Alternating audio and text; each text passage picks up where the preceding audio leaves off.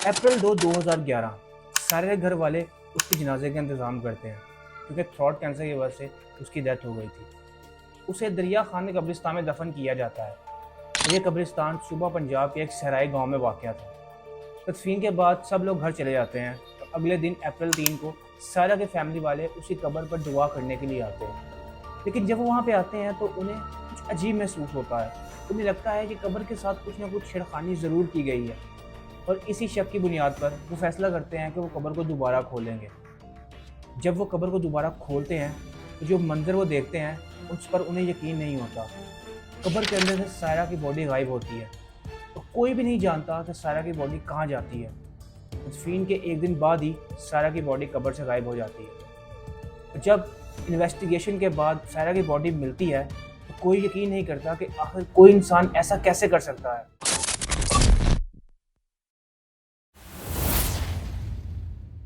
Superstitions की वजह से सायरा की फैमिली को लगता है कि शायद उसकी बॉडी को ब्लैक मैजिक में यूज़ करने के लिए चोरी किया गया है। और सायरा का भाई उजाज हुसैन अपने सब रिलेटिव्स को कॉल करता है और साथ ही साथ वहाँ के कुछ पॉलिटिकली इन्फ्लुएंस लोगों को भी कॉल करता है और वो पुलिस स्टेशन में जाकर कंप्लेन भी दायर कर देता है। कंप्लेन करने के बाद कुछ लोग इंक्लूडिंग पुलिस ऑफिसर्स उस कब्रिस्तान में जाते हैं और वहाँ पर जाकर 67 ईयर्स ओल्ड गुलाम हुसैन जो कि उस कब्रिस्तान के केयर टेकर थे उनसे बातचीत करते हैं और कुछ सवालात पूछते हैं। तब गुलाम हुसैन उन्हें दो भाइयों मोहम्मद आरिफ और मोहम्मद फरमान के बारे में बताते हैं कि कैसे वो दोनों भाई कब्रिस्तान में जाते हैं और उनके हाथ के अंदर कुछ शॉवल्स और बैग्स भी होते हैं और वो अक्सर कब्रिस्तान में जाते हुए उनको देखा है। तो पुलिस वाले आगे पीछे खड़े लोगों से भी यही सेम सवाल पूछते हैं और वो लोग भी उन दोनों भाइयों का नाम ही लेते हैं और कहते हैं कि उन्होंने अक्सर उन्हें कब्रिस्तान में जाते हुए देखा है और उनके हाथ में शॉवल्स और बैग्स भी होते हैं। ये सब कुछ सुनने के बाद पुलिस फैसला करती है एक खबरी को हायर करने के लिए। खबरी को इसलिए हायर किया जाता है ताकि जो भी बातें इन दोनों भाइयों के अगेंस्ट की जा रही हैं वो सच हैं कि नहीं, इस चीज़ को पक्का कंफर्म करने के लिए उस खबरी को हायर किया जाता है ताकि वो उन दोनों भाइयों पर नज़र रख सके और सब बातें पुलिस को बता सके। और कुछ ही दिनों बाद अप्रैल 4 को पुलिस, वो खबरी और सभी आई विटनेस इस बात में कॉन्फिडेंट होते हैं कि इन दोनों भाइयों ने ये काम किया है। और तब पुलिस कुछ एल्डर रिहायशियों के साथ उन दोनों भाइयों के घर की तरफ जाने लगते हैं। जब पुलिस उन दोनों भाइयों के घर में एंटर करते हैं तो आरिफ सो रहा होता है जबकि फरमान घर से बाहर गया होता है। इस वक्त घर में सिर्फ आरिफ, उसके फादर और उसकी एक बहन मौजूद होती है। उसकी बहन मेंटली अनस्टेबल होती है और फिजिकली भी डिसेबल्ड होती है। पुलिस अपना काम स्टार्ट कर देती है और घर की इन्वेस्टिगेशन करती है। बज़ाहिर तो पुलिस को कोई चीज़ नहीं मिलती, लेकिन तब पुलिस की नज़र जाती है एक ऐसे कमरे पर जो लॉक होता है। पुलिस को क्यूरियोसिटी होती है कि आखिर ये कमरा क्यों लॉक है। तब वो आरिफ से इस कमरे की चाबी मांगते हैं।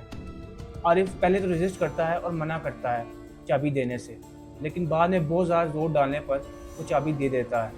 जब पुलिस उस कमरे को खोलती है तो उस कमरे का माहौल देखकर वो दंग रह जाते हैं। ये कमरा फरमान का था। उस कमरे में एंटर करते ही पुलिस को मुर्दा गोश्त और बासी खाने की बू आने लगती है। कमरे के सेंटर में एक पॉट मौजूद होता है जिसके अंदर मीट करी बनाकर रखी गई होती है। उस पॉट के साथ ही एक वुडन बोर्ड, बुचर्स एक्स और एक बड़ी सी नाइफ मौजूद होती है और इन तीनों चीज़ों पर फैट के कुछ टुकड़े मौजूद होते हैं और इन टुकड़ों ने चूंटियों को अपनी तरफ अट्रैक्ट किया होता है। पुलिस देखती है कि उन चूंटियों की एक मखसूस लाइन बेड के नीचे जाकर ख़त्म होती है। तब पुलिस उस बेड को इन्वेस्टिगेट करना स्टार्ट कर देती है। जब पुलिस उस बेड के नीचे इन्वेस्टिगेट करती है तो उन्हें कुछ बैग्स मिलते हैं। ये तमाम बैग्स फर्टिलाइजर से भरे हुए थे। उन तमाम बैग्स को बाहर निकालने के बाद उनकी नज़र जाती है एक बहुत बड़े से बैग की तरफ। जब वो उस बैग को बाहर निकालते हैं, खोलते हैं तो उन्हें उसके अंदर से सायरा की बॉडी मिलती है, लेकिन उस बॉडी की टांगें गायब होती हैं। एक टांग को घुटने के नीचे तक काटा गया होता है और एक टांग को पूरा काट दिया गया होता है। तब पुलिस की नज़र उस करी की तरफ जाती है और उन्हें शक होने लगता है कि शायद इसे सायरा के रिमेन से ही बनाया गया है और इस चीज़ को पक्का करने के लिए उस करी को मुल्तान की एक लैब में इन्वेस्टिगेशन के लिए भेजते हैं। और लैब की रिपोर्ट के बाद ये बात साबित हो जाती है कि वाकई इस करी को सायरा के रिमेन से ही बनाया गया है। पुलिस अपनी सर्च कंटिन्यू रखती है और जब उस घर के बैकग्राउंड में जाती है तो पुलिस को वहाँ पर कुछ बोन्स मिलती हैं और एक छोटा सा स्कल भी मिलता है। वो छोटा सा स्कल एक कुत्ते का था। हड्डियों के साथ साथ वहाँ पे उन्हें कुछ डिगिंग इक्विपमेंट्स और कुछ कॉफिन्स भी मिलते हैं। हड्डियों को एग्जामिन करने के बाद पता चलता है कि ये ह्यूमन बोन्स ही हैं। उन बोन्स को दोबारा पुलिस दफन कर देती है और इस इन्वेस्टिगेशन के सिर्फ एक दिन बाद ही फरमान को अरेस्ट कर लिया जाता है। अरेस्ट होने के बाद फरमान ने कबूल कर लिया कि उसने अक्टूबर 2010 में कब्रिस्तान से 5 लाशें निकाली थी, उन्हें पकाया था और खाया भी था। फरमान के मुताबिक 4 लाशें बच्चों की थीं, जबकि एक लाश एक बूढ़ी औरत की थी। वो इन लाशों को कब्रिस्तान से निकालता था, घर ले जाकर उन्हें काटता था और बाद में उसका गोश्त उबाल कर स्टोर कर लेता था।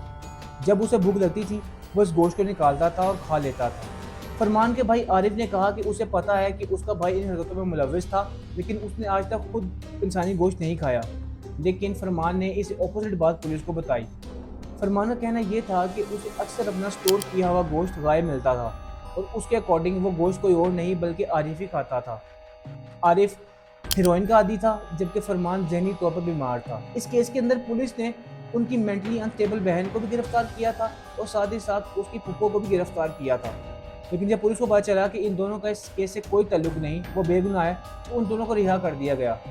लेकिन रिहाई के कुछ दिन बाद ही उनकी बहन एक नहर में डूबी हुई मिली। जब ये केस मीडिया में आया और लोगों तक पहुंचा तो लोगों में बहुत ज़्यादा गुस्सा पाया जाने लगा। उन्होंने इन दोनों भाइयों फरमान और आरिफ को मारने की धमकी दी। इसी वजह से पुलिस ने उन्हें मैक्सिमम सेल सिक्योरिटी के अंदर तनहा रखा और साथ ही साथ अपनी इन्वेस्टिगेशन भी जारी रखी। पुलिस का बुनियादी सवाल था क्यों, उन दोनों भाइयों ने आखिर ऐसा क्यों किया। तब फरमान ने बताया कि मेरे वालिद ने बचपन में मेरी माँ को कत्ल कर दिया था और मुझे भी बहुत ज़्यादा अजियत दी थी। यही वजह है कि मैं इंसानी गोश्त खाता हूँ। लेकिन ये वजह कुछ पुलिस की समझ में नहीं आ रही थी कि क्या सिर्फ यही वजह थी जिसकी वजह से ये दोनों भाई इस काम की तरफ मुलविस हुए। इसीलिए पुलिस ने इस केस को और ज़्यादा इन्वेस्टिगेट किया और ज़्यादा वजूहात को जानने की कोशिश की। आरिफ 1974 में, जबकि फरमान 1977 में पैदा हुआ। दोनों भाइयों का ताल्लुक दरिया खानी गाँव से था और वो एक छोटे ज़मींदार खलील अहमद के बेटे थे। फरमान अली के मुताबिक उसके बाप ने उसके बचपन में ही उसकी माँ को कत्ल कर दिया था, जबकि लोगों के मुताबिक उसकी माँ की डेथ हमल की पचीजगी की वजह से हुई थी। उनकी माँ की मौत के बाद एक असरदार ज़मींदार ने उनकी ज़मीन पर कब्जा कर लिया, जिसके बाद इस फैमिली का बुरा वक्त शुरू हो गया। दोनों भाइयों के बाप उन पर याद गुस्सा करता था और खाने की तंगी की वजह से इन दोनों भाइयों ने घास और पत्ते खाना शुरू कर दिए। लेकिन वो काफ़ी नहीं था, जिसके बाद उन्होंने मरे हुए जानवर खाना शुरू कर दिए और फिर आहिस्ता आहिस्ता उन्होंने छोटे बच्चों की लाशों को खाना शुरू कर दिया। पुलिस की बहुत ज़्यादा जोर देने के बाद फाइनली आरिफ ने भी अपना गुनाह कबूल कर लिया, लेकिन उसने अपना इंसानी गोश्त खाने की कोई और वजह बयान की। उसके मुताबिक वो एक ऐसे शख्स से राब्ते में था जिसने उसे ये कहा कि अगर वो इंसानी गोश्त खाएगा तो उससे उसकी किस्मत अच्छी होगी और उसके बच्चों को बेहतर मुस्तकबिल मिलेगा। पुलिस ने जब उसकी कॉल रिकॉर्ड्स को चेक किया तो वाकई वो एक काला जादू करने वाले के साथ राब्ते में था और इसी इंसान पर कुछ अर्सा पहले कब्र से लाश चोरी करने का भी इल्ज़ाम था। जब पुलिस ने इस शख्स को ढूंढने की कोशिश की तो कहीं नहीं मिला, लेकिन पुलिस को अपनी क्यों का एक और जवाब मिल गया था। फरमान अली ने यह तक कन्फेस किया कि उसने कुरानी आयत को उल्टा लिखा ताकि वो अपने पड़ोसियों पर काला जादू कर सके। लेकिन एट द एंड पुलिस के पास एक कंक्लूजन नहीं बन रहा कि आखिर वजह क्या है इनका इंसानी गोश्त खाने की। जब इन दोनों भाइयों ने कन्फेस कर लिया कि इन्होंने इंसानी गोश्त खाया है तो इन्हें कोर्ट में पेश किया गया। पाकिस्तान में इंसानी गोश्त खाने के खिलाफ कोई कानून नहीं था, इसलिए इन दोनों पर लाश की बेहरमती और कब्र की बेहरमती का इल्ज़ाम लगा। बुनियादी तौर पर हर शख्स इनके अमल को काबिल नफरत समझता था, लेकिन पुलिस ने इन्हें नॉर्मल क्रिमिनल्स की तरह ही डील किया। जिन जिन वकीलों ने इस केस के बारे में सुना उन्होंने यही कहा कि दोनों भाई जहनी तौर पर बीमार हैं, जिसकी वजह से उन्होंने एक कदम उठाया और इन दोनों को किसी साइकेट्रिस्ट या साइकोलॉजिस्ट को दिखाने की ज़रूरत है। लेकिन पुलिस के मुताबिक वो दोनों बिल्कुल ठीक थे, अपने सेल्स में बिल्कुल नॉर्मल बिहेव करते थे और उन्हें किसी किस्म की कोई जहनी बीमारी नहीं थी। उन दोनों भाइयों के वकील ने भी यही कहा कि वो दोनों जहनी तौर पर ठीक हैं, वो बस थोड़े बेवकूफ़ हैं, जिसकी वजह से उन्होंने ये काम किया। आखिरकार एक कोर्ट ने उन्हें इस केस में मुलजिम करार दिया और उन्हें 2 साल की कैद सुनाई गई। मई 2013 के अंदर दोनों भाइयों ने अपनी जेल की सज़ा काटी और बाहर आकर अपनी नॉर्मल लाइफ जीने लगे।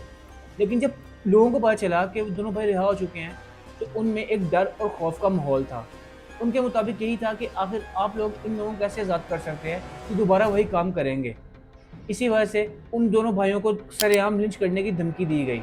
तब पुलिस ने इन दोनों भाइयों को अपनी तहवील में ले लिया और उन्हें मुकम्मल सिक्योरिटी प्रोवाइड की गई ताकि ये अपनी नॉर्मल लाइफ जी सकें। अप्रैल 14, 2014 दोनों भाइयों घर से दोबारा बदबू आने की रिपोर्ट्स पुलिस को मिली। पुलिस ने फौरन रेड की और घर में से एक 2 या 3 साल के बच्चे की खोपड़ी मिली। इस बिना पर आरिफ को अरेस्ट कर लिया गया। फरमान पहले की तरह ही घर से गायब था, उसे ढूंढा गया और उसे भी अरेस्ट कर लिया गया। फरमान ने इकरार किया कि उसने इसे खाया है, जबकि आरिफ ने पहले की तरह इनकार किया। उसने यही कहा कि मुझे पता था कि मेरे भाई ने किसी डेड बॉडी को निकाला है, उसे करी बनाई है, लेकिन इस दफा उसने इंसानी गोश्त नहीं खाया। पुलिस ने जब इन्वेस्टिगेशन की तो उन्हें पता चला कि ये बच्चा रेत से पहले ही मर चुका था और उसे कब्र से ही निकाला गया था। खोपड़ी के अलावा बाकी जिस्म का सारा हिस्सा खा लिया गया था और बाकी हड्डियां कहाँ ठिकाने लगाई गई थी वो मालूम नहीं। जून 11 2014 दोनों भाइयों को दोबारा सजा सुनाई गई, जिसके अंदर उन्हें 12 साल कैद और 7 लाख का जुर्माना अदा करना था। जज ने कैनिबलिज्म पर पाबंदी लगाने की भी सिफारिश की। अक्टूबर 2014 के अंदर कैनिबलिज्म को गैर कानूनी बनाने के लिए एक बिल तैयार हुआ, लेकिन वो पास नहीं हो सका। 2020 के अंदर सिर्फ 6 साल के बाद ही दोनों भाई दोबारा रिहा हो गए और इनको उनके चचा के हवाले कर दिया गया। लेकिन इस चीज़ को ज़्यादा मीडिया कवरेज नहीं मिली और पुलिस ने अवाम को इन्फॉर्म करने से भी इनकार कर दिया। आरिफ कुछ अरसे बाद बीमारी से मर गया, जबकि फरमान अली पर दोबारा तहकीकात शुरू की गई जब 20 जून 2022 को उसे कब्रिस्तान में कुरान पाक जलाते हुए देखा गया। लोगों को नहीं पता कि फरमान अली कब कहाँ पर है, लेकिन पुलिस की आज भी उस पर नज़र है और पुलिस को पता है कि वो कहाँ पर रहता है।